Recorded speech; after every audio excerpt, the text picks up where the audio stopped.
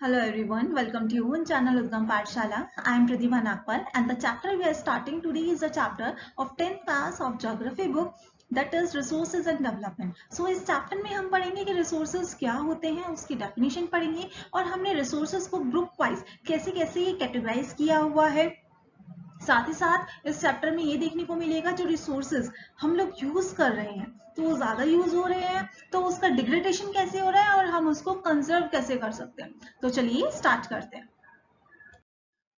First of all there is a definition of resources. ठीक है, तो रिसोर्सेज क्या है? कोई भी ऐसी चीज जो हमारे एनवायरमेंट में अवेलेबल है जो कि हमारी नीड्स को सेटिस्फाई कर रहा है वो रिसोर्स की कैटेगरी में आएगा। तो वही इस डेफिनेशन में दिया हुआ है, everything available in our environment, यानी कि जो हमारे एनवायरमेंट में अवेलेबल है which can be use to satisfy our needs provided at technological accessible, economical feasible and culturally acceptable. तो वो किस में आ जाएगा आपका? वो क्या कहलाएगा? वो रिसोर्स कहलाएगा। तो अब जो रिसोर्सेज है हमने उसको कैसे कैसे क्लासिफाई किया हुआ है देखेंगे। जो on the basis of origin, अगर हम ऑरिजिन के बेसिस के ऊपर बात करें तो उसमें बायोटिक है, एग्जॉस्टिबिलिटी के उसमें करें तो renewable and non renewable resources है। On the basis of ownership के बेसिस की बात करें तो individual, community, national and international. And on the basis of status of development तो potential, developed, stock and reserves. तो ये सभी जो है हमने इनको ग्रुप वाइज जो है कैटेगराइज किया हुआ है, इनको अलग अलग जो है दर्शाया हुआ है कि हाँ इस तरह से जो है जो रिसोर्सेज है हम उसको क्लासिफाई कर सकते हैं। तो चलिए स्टार्ट करते हैं। First on the basis of origin, हमने पढ़ा है ऑरिजिन के बेसिस पे दो तरह के हैं, बायोटिक एंड अबायोटिक। बायोटिक यानी कि जो लिविंग बींग्स होते हैं, ठीक है। These are obtain from biosphere and have life, जिनकी लाइफ होती है। जो लिविंग थिंग्स की कैटेगरी में आते हैं जैसे कि आपका ह्यूमन बींग्स हैं, फ्लोरा है, फोना है, फिशरीज है, लाइफ स्टॉक है। तो ये सभी चीजें किस में आ जाएंगी? आपकी बायोटिक रिसोर्सेज में आ जाएंगी। और अगर हम बात करें अबायोटिक रिसोर्सेज यानी कि जो नॉन लिविंग थिंग्स होती है, जैसे कि आपका रॉक है, मेटल्स है, जो आप इस पिक्चर में भी देख सकते हो, water, soil, air, light, that all will cover under abiotic resources. ठीक है, और बायोटिक में जो लिविंग थिंग्स होती हैं जैसा कि आपका flora, fauna, fisheries, life stock, that will all cover under biotic resources. तो ये दोनों थे जो रिसोर्सेज हैं, ये आपके ओरिजिन के बेसिस पे थे। तो कई बार 1 मार्क में आ जाता है कि classify name the resources on the basis of origin, तो आपको उसमें लिखना होता है biotic resources and abiotic resources, या ये भी आ जाता है what you understand by biotic resources. तो ये 1 मार्क के क्वेश्चन में आ सकता है। नेक्स्ट देखते हैं on the basis of exhaustibility. Exhaustibility का मतलब होता है कि जब रिसोर्सेज हैं जो कंप्लीटली बर्न हो रहे हैं, ठीक है, तो उसमें दिया हुआ है आपका रिन्यूएबल रिसोर्सेज और non renewable resources. Renewable resources वो होते हैं जो कभी भी खत्म नहीं होंगे, ठीक। जैसे कि आप इसमें देख सकते हो सोलर एनर्जी है, विंड एनर्जी है, वाटर है, फॉरेस्ट है, वाइल्ड लाइफ है। तो ये सभी चीजें किसमें आ जाएंगी? आपकी रिन्यूएबल रिसोर्सेज में आ जाएंगी। और अगर हम वही बात करें नॉन रिन्यूएबल रिसोर्सेज की तो ये कभी ना कभी खत्म हो ही जाएंगी। और जो इसकी फॉर्मेशन में टाइम लगता है वो भी मिलियन ऑफ ईयर्स, यानी कि अगर दोबारा से फॉर्म होती हैं तो मिलियन ऑफ ईयर्स इसमें लग जाता है। तो वो आपकी आ जाती है नॉन रिन्यूएबल रिसोर्सेज में। जैसे कि आप इसमें देख सकते हो नॉन रिन्यूएबल रिसोर्सेज में फॉसिल फ्यूल्स है, आपका नेचुरल गैस है या कोल है, तो ये आपका किस में आएगा? नॉन रिन्यूएबल रिसोर्सेज में आ जाता है। नेक्स्ट अगर हम बात करें on the basis of ownership, यानी कि मालिकाना हक की अगर हम बात करें तो उसमें भी इसमें 4 तरह के रिसोर्सेज दिए हुए हैं, individual resources, community resources, national resources and international resources. Individual resources का मतलब होता है कि अगर कोई भी ऐसी प्रॉपर्टी है जिसमें आप अपना इंडिविजुअल राइट उस पर जमा रहे हैं, पोजीशन है आपकी, तो वो किस में आएगा? आपका इंडिविजुअल रिसोर्सेज में आएगा, ठीक है। जैसे कि आपका घर है, आप इसमें रहते हैं, तो आप बोलेंगे कि नहीं ये मेरी प्रॉपर्टी है, ये मेरी पर्सनल प्रॉपर्टी है, इस पे और किसी का राइट नहीं है। तो किस में आ जाएगा? आपका इंडिविजुअल रिसोर्सेज में आ जाएगा। In villages, there are people with land ownership, but there are also who are landless labor. Urban people who own plots, plot, house and other property, ठीक है। तो इसमें क्या दिया हुआ है कि जैसे कि विलेजेस में होते हैं लोगों के पास अपनी जमीनें होती हैं, कुछ लोग ऐसे भी होते हैं जिनके पास अपनी जमीन नहीं होती, ठीक। अर्बन, अगर हम अर्बन एरिया की बात करें तो वहाँ पे लोगों के पास प्लॉट होते हैं, हाउसेज होते हैं, फार्म हाउसेज होते हैं, या फिर दूसरी जो प्रॉपर्टीज होती है वो भी आपकी अपनी पर्सनल प्रॉपर्टी है, यानी कि आपका उस पर अपना अधिकार है, आप उसको किसी के साथ शेयर नहीं कर रहे हैं, ठीक। नेक्स्ट है आपका कम्युनिटी रिसोर्सेज। कम्युनिटी रिसोर्सेज में आ जाता है जिसमें आप ज्यादा से ज्यादा मेंबर्स के साथ शेयर कर रहे हैं, यानी कि इसमें आपकी सोसाइटी आ जाती है, जैसे आपका पार्क्स हो गए, है ना, जो आपका कॉलोनी में पार्क है, आप उसको सबके साथ मिलजुल कर उसको यूज कर रहे हैं, तो वो आपका कौन सा रिसोर्सेज आ जाएंगे, आपके कम्युनिटी रिसोर्सेज आ जाएंगे, जिसमें आप सभी मेंबर, जो कम्युनिटी के सभी मेंबर्स हैं, वो उस रिसोर्सेज को यूज कर रहे हैं। नेक्स्ट है आपका नेशनल रिसोर्सेज। नेशनल रिसोर्सेज यानी कि जो पूरे नेशन के है, यानी कि उसमें आप ये नहीं बोल सकते कि मेरी प्रॉपर्टी है, कि आप जा रहे हैं अगर ट्रेन में ट्रैवल कर रहे हैं, तो अगर आप ये बोले कि नहीं ये तो मेरी प्रॉपर्टी है, इसमें और कोई ट्रैवल नहीं कर सकता, तो ऐसा नहीं है, वो पूरे नेशन का रिसोर्स है, पूरा नेशन उसको यूज कर सकता है। ठीक है, देखो उसमें दिया भी हुआ है all the resources belong to the nation, यानी कि जितने भी रिसोर्सेज हैं वो नेशन को बिलोंग करते हैं, किसी पर्सनल की प्रॉपर्टी नहीं है, पर्सनल इंडिविजुअल या किसी की भी नहीं है, ऐसे पूरे नेशन की है। The country has legal power to acquire even private property for public use. कई बार क्या हो जाता है इसमें, आपने देखा भी होगा कि कई लोगों की ना प्राइवेट प्रॉपर्टी होती है, लेकिन जो गवर्नमेंट है उस पर वो एक्वायर कर लेती है, वो ले लेती है, उसके बदले में रेम्यूनरेशन मिलता है लोगों को। रेम्यूनरेशन का मतलब होता है समथिंग इन रिटर्न, यानी कि कुछ ना कुछ उनको उसके बदले में मिल रहा है।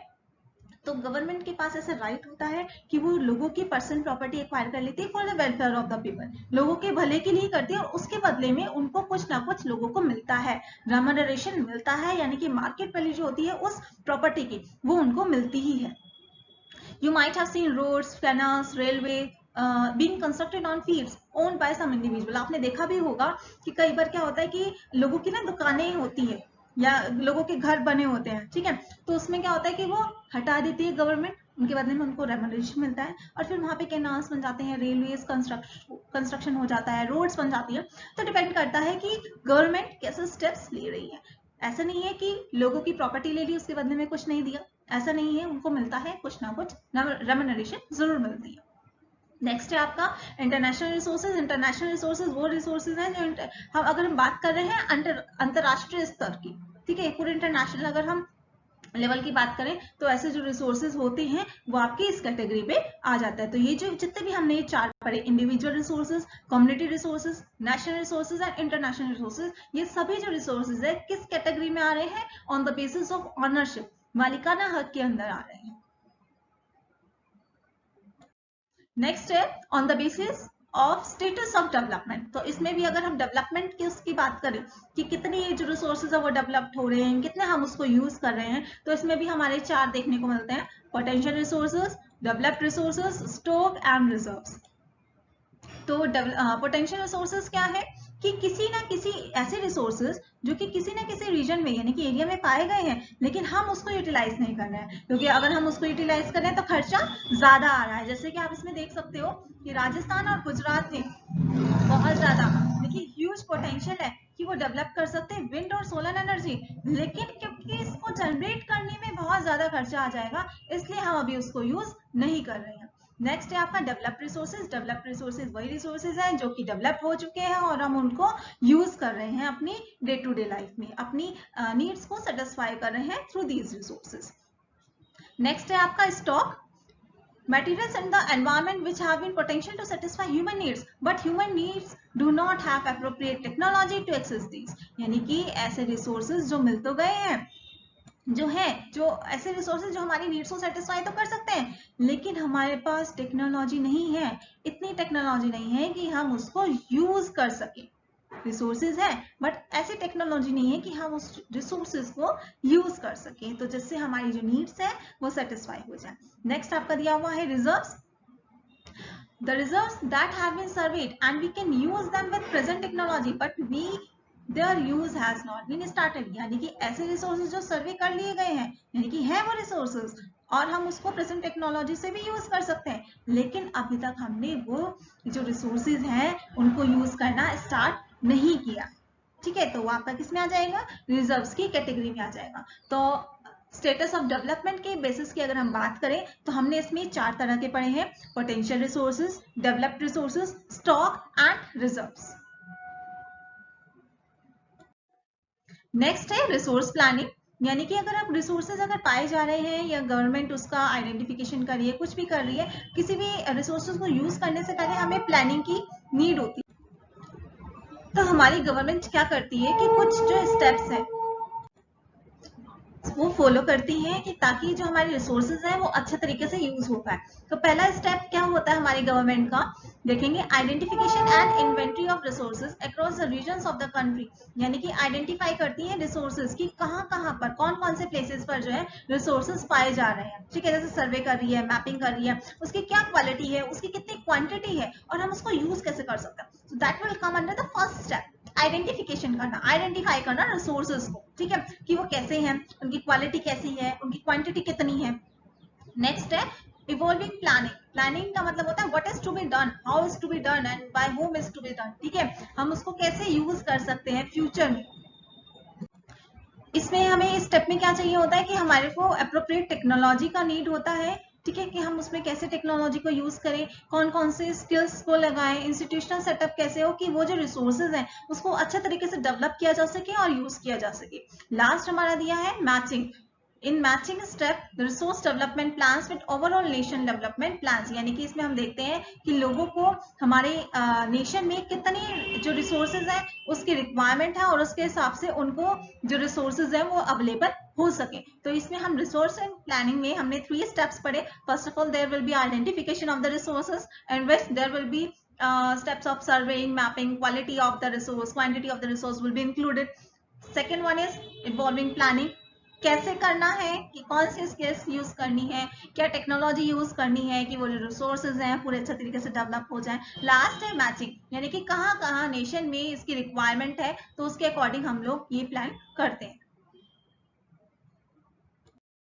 नेक्स्ट दिया हुआ है लैंड रिसोर्स। लैंड हम जानते हैं जो जमीन है बहुत इंपॉर्टेंट रिसोर्स है, ठीक है, ये बहुत ज्यादा सपोर्ट करती है किसमें, नेचुरल वेजिटेशन में, वाइल्ड लाइफ में और इकोनॉमिक एक्टिविटीज में भी, यानी कि सभी एक्टिविटीज में इसका योगदान रहता है। Land is present in limited size so we must use them effectively. Land जो है लिमिटेड बोल सकते हैं कि लिमिटेड साइज है इसका, बहुत कम परसेंटेज में है, ठीक है, तो हमें इसको बहुत इफेक्टिव वे में यूज करना है, यानी कि वेस्टेज नहीं करनी है और अंधाधुंध यूज नहीं करना है, रेकलेस यूज नहीं करना है, बहुत ही ध्यान से यूज करना है। देखेंगे अब इसमें लैंड डिग्रेडेशन एंड कंजर्वेशन, यानी कि लैंड रिसोर्स हमने पढ़ लिया क्या होता है, ठीक है। अब लैंड डिग्रेडेशन, ही लैंड डिग्रेडेशन का मतलब होता है कि हमारी कुछ ऐसी एक्टिविटीज हो जाती हैं, वो ह्यूमन की वजह से भी हो सकती है, वो कुछ नेचुरल फैक्टर्स भी होते हैं कि जिससे कि लैंड का जो लैंड रिसोर्स है उसका फिर यूज प्रॉपर वे में नहीं हो पाता, ठीक है। तो लैंड डिग्रेडेशन देख लेते हैं ह्यूमन एक्टिविटीज में कौन कौन सा हो रहा है, इसमें जो फैक्टर इंक्लूडेड है, डिफॉरेस्टेशन, मिट्टी का कटाव हो रहा है, ओवरग्रेजिंग, ओवरग्रेजिंग का मतलब क्या होता है कि जो भेड़ बकरियां जब ज्यादा चढ़ जाती है, ठीक है, तो वो भी प्रॉब्लम क्रिएट कर जाता है, वो भी एक रीजन बन जाता है लैंड डिग्रेडेशन का। माइनिंग, कंट्रीब्यूशन, जो भी कंस्ट्रक्शन जितने भी होते हैं ये आपका किस में आता है, लैंड डिग्रेडेशन में आता है, ठीक है। नेक्स्ट है आपका लैंड कंजर्वेशन। अब हम लैंड को जो जमीन है उसको कंजर्व कैसे कर सकते हैं, उसको बचा कैसे सकते हैं। First of all there is afforestation. Afforestation का मतलब होता है ज्यादा से ज्यादा पेड़ लगाना। नेक्स्ट आपका कंट्रोल ऑन ओवरग्रेजिंग, जो ओवरग्रेजिंग की एक्टिविटी जो हो रही है उसको कंट्रोल करना, ठीक है। कंट्रोल ऑन माइनिंग एक्टिविटीज, जो माइनिंग एक्टिविटीज हम लोग ज्यादा कर रहे हैं उसको कंट्रोल करना।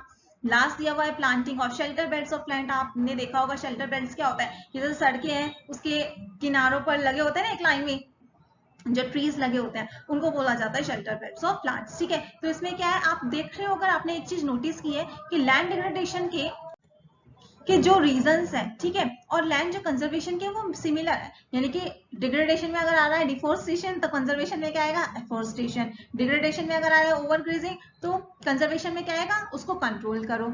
माइनिंग अगर है डिग्रेडेशन का रीजन तो माइनिंग की एक्टिविटीज को कंट्रोल करो। सो हम इसमें देख सकते हैं कि जो रीजंस है लैंड डिग्रेडेशन के, उसके अपोजिट अगर हम बात करें तो वही हमारे कंजर्वेशन के रीजन बन जाएंगे।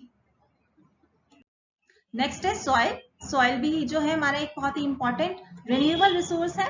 देखेंगे इसमें it is a medium of plant growth and support different types of living organism on the earth. ये एक मीडियम है जिससे कि प्लांट्स जो है ग्रो कर सकते हैं। आपने देखा होगा मिट्टी के बिना तो प्लांट और अगर हम बात करें ट्रीज तो वो उग ही नहीं सकते हैं, है ना। तो ये एक जो है बेसिक रिसोर्स है कि जो कि हेल्प करता है, सपोर्ट करता है लाइफ को, है ना, प्लांट की ग्रोथ में हेल्प करता है। और अगर हम बात करें कि जरूरी नहीं है कि सॉइल सिर्फ एक तरफ, सॉइल में भी टाइप्स देखने को मिलते हैं और बहुत सारे फैक्टर्स रिस्पॉन्सिबल होते हैं, जिसमें कि उसका सॉइल फॉर्मेशन डिफरेंट होता है, उसका कलर डिफरेंट होता है, उसके thickness, texture, age, chemical and physical properties, तो ये सारी चीजें जो है ये भी डिफरेंट होती है।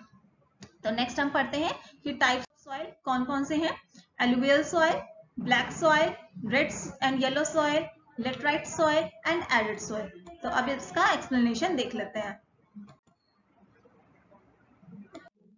फर्स्ट ऑफ ऑल देखेंगे इसमें मैंने एक चार्ट बनाया हुआ है, तो आपके लिए इजी रहेगा इसको यहाँ से पढ़ना, क्योंकि ग्रुप बुक्स में क्या होता है कि उसको पैराग्राफ में दिया होता है ना, तो अगर आप यहाँ से पढ़ेंगे चार्ट में दिया हुआ है तो इजीली हो जाएगा आपके लिए पढ़ना। First of all there is alluvial soil. तो एलुवियल सॉइल अगर हम देखें तो नॉर्दर्न प्लेन्स में हमें देखने को मिलती है और आइडियल है, यानी कि सबसे ज्यादा अगर हम देखें कि किस क्रॉप में ये यूज होती है, तो शुगर केन है, पैडी है, व्हीट है और जो अदर सीरियल क्रॉप्स हैं, ये उसमें अगर हम इस सॉइल को यूज करें तो काफी बेनिफिशियल होता है। ठीक है, और ये जो सॉइल है, जो एलुवियल सॉइल है, इसमें सैंड, सिल्ट और क्ले भी होती है, जो कि एक सॉइल के लिए बहुत जरूरी होती है।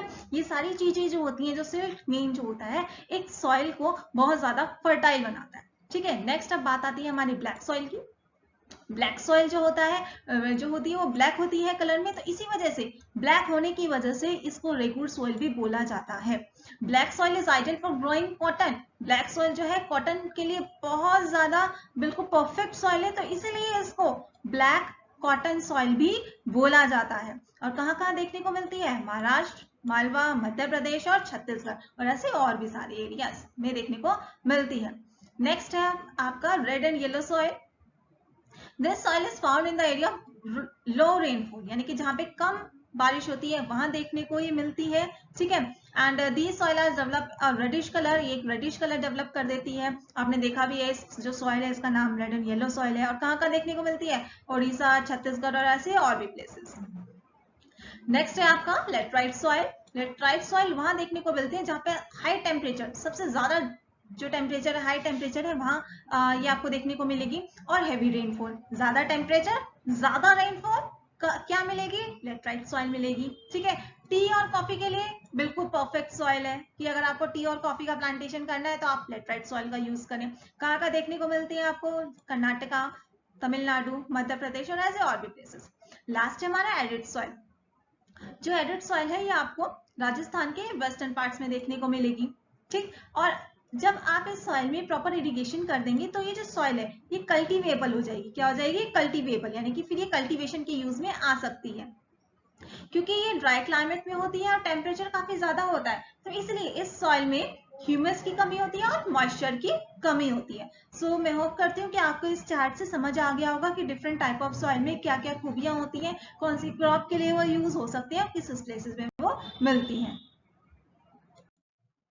नेक्स्ट है हमारा soil erosion and soil conservation. Soil erosion क्या होता है? मिट्टी का कटाव। ऐसी कई एक्टिविटीज हम लोग कर रहे हैं, कुछ ह्यूमन एक्टिविटीज होती है, कुछ आपकी नेचुरल एक्टिविटीज होती है, नेचुरल वेज है कि जिसकी वजह से सॉइल इरोजन होता है, यानी कि मिट्टी का कटाव होता है, फिर वो जो है वो यूज करने लायक नहीं बचती। ठीक, तो पहले आपका दिया हुआ है नेचुरल वेज। नेचुरल वेज में क्या होता है? Wind, glacier and water leads to soil erosion, यानी कि जैसे कि विंड, बहुत तेज हवा चल गई, बहुत तेज तूफान आ गया, या फिर आप बोल सकते हैं फ्लड आ गया। ठीक है, फ्लड यानी कि बाढ़ आ गई, तो ये क्या है? ये नेचुरल वेज है, यानी कि जो प्रकृति की तरफ से हो रहे हैं और उसकी वजह से क्या हो रहा है? सॉइल इरोजन, मिट्टी का कटाव हो रहा है। ये तो थे आपके नेचुरल वेज जो प्रकृति की तरफ से हो रहे हैं। अगर हम बात करें ह्यूमन एक्टिविटीज, जो हम लोग एक्टिविटीज कर रहे हैं, ठीक है, जो मनुष्य कर रहा है एक्टिविटी, उसमें क्या आ जाता है आपका? डिफॉरेस्टेशन, यानी कि ज्यादा से ज्यादा पेड़ों को काट रहे हैं, ओवरग्रेजिंग, भेड़ बकरियों को ज्यादा चढ़ा रहे हैं। Construction and mining activities, construction यानी कि ज्यादा से ज्यादा हम लोग क्या है, अब बिल्डिंग्स का कंस्ट्रक्शन कर रहे हैं, फैक्ट्रीज का कंस्ट्रक्शन कर रहे हैं, माइनिंग एक्टिविटीज कर रहे हैं, तो ये सारी जो चीजें हैं ये आपकी किस में आ जाती हैं? सॉइल इरोजन में आ जाती है, सारे फैक्टर्स इंक्लूडेड है। अच्छा, अब हम इसको कंजर्व कैसे कर सकते हैं, बचा कैसे सकते हैं? एफॉरेस्टेशन, ये हमें पता है, ज्यादा से ज्यादा पेड़ लगाने हैं। प्लांटिंग शेल्टर बेल्ट, यानी कि क्या आपने देखा होगा कि सड़कों के किनारे जो रोड्स हैं उसके किनारे क्या होता है, जो पेड़ है एक सिधाई में लगे होते हैं, एक लाइन में लगे होते हैं, तो वो शेल्टर बेल्ट कहलाते हैं। लास्ट हमारा दिया हुआ है कि हिली एरिया में क्या करना है? टेरेस फार्मिंग करनी है। ये जो स्लोप होता है हिल एरिया का, ठीक है, उसको सीढ़ियों की शेप में काट कर एंड देन आफ्टर हम उसको कल्टीवेशन के लिए यूज कर सकते हैं, तो वो आपका टेरेस फार्मिंग कहलाएगा। तो यही था आपका सॉइल इरोजन। हम कैसे हो रहा है और सॉइल कंजर्वेशन हम उसको कैसे कर सकते हैं. So dear friends, this is all about this chapter. If you like this video, so please like and share this video. ज़्यादा से ज़्यादा शेयर करें अपने फ्रेंड्स के साथ और इस चैनल को सब्सक्राइब करें. And don't forget to press the bell icon so that you will get all the notifications of my latest videos. Thank you so much.